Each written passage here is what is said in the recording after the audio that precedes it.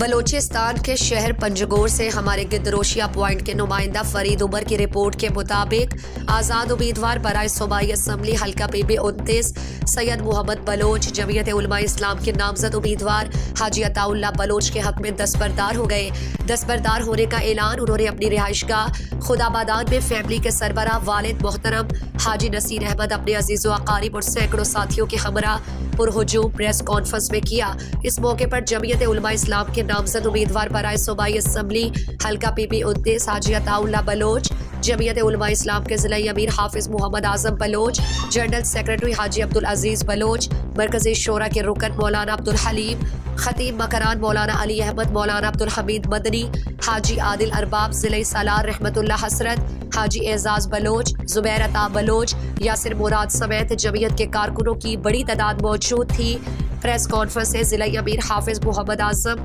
General secretary حاجی عبدالعزیز بلوچ، حاجی عطا اللہ بلوچ، سید محمد اور عادل ارباب نے خطاب میں کہا کہ آزاد امیدوار معروف کاروباری شخصیت سید محمد کی جمعیت علماء اسلام کے امیدوار کی حمایت قابل ستائش ہے۔ اس سے جمعیت کے امیدوار کی پوزیشن کافی مستحکم ہو گئی۔ ہم اس تاریخی فیصلے پر سید محمد اور ان کی فیملی کے شکر گزار ہیں۔